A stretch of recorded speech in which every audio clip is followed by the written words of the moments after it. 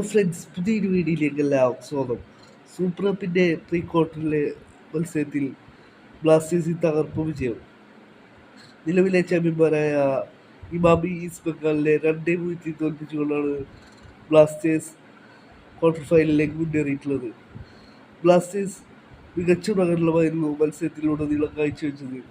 കളിയിൽ തുടക്കത്തിൽ തന്നെ 2 ചാൻസുകൾ ബ്ലാസ്റ്റേഴ്സിന് സ്ട്രൈക്കറായ ജീസസ് ഡിമിനസിന് കിട്ടിയെങ്കിലും 2 ഗോളാക്കാൻ ജീസസ് ഡിമിനസിന് സാധിച്ചില്ല. പിന്നീട് കളിയിലെ 40-ാം മിനിറ്റിൽ നോഹാസദോയിനെ ഫൗൾ ചെയ്തതിന് കിട്ടിയ പെനാൽറ്റി ഗോൾ സ്കോർ ചെയ്തുകൊണ്ടാണ് ബ്ലാസ്റ്റേഴ്സിൻ്റെ ലീഡെടുത്ത ഗോൾ ജീസസ് ഡിമിനസ് സ്വന്തമാക്കിയത്. പെനാൽറ്റിയിലൂടെയായിരുന്നു ബ്ലാസ്റ്റേഴ്സ് ലീഡെടുത്തത്.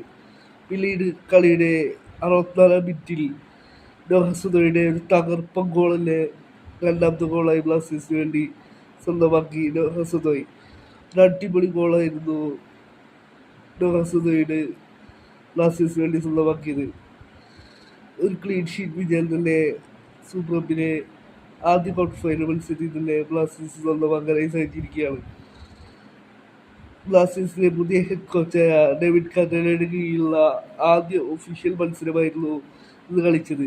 അതിൽ തന്നെ ഒരു ക്ലീൻ ഷീറ്റ് വിജയം തന്നെ ബ്ലാസ്റ്റേഴ്സിന് സ്വന്തമാക്കാനായി സാധിച്ചിരിക്കുകയാണ്.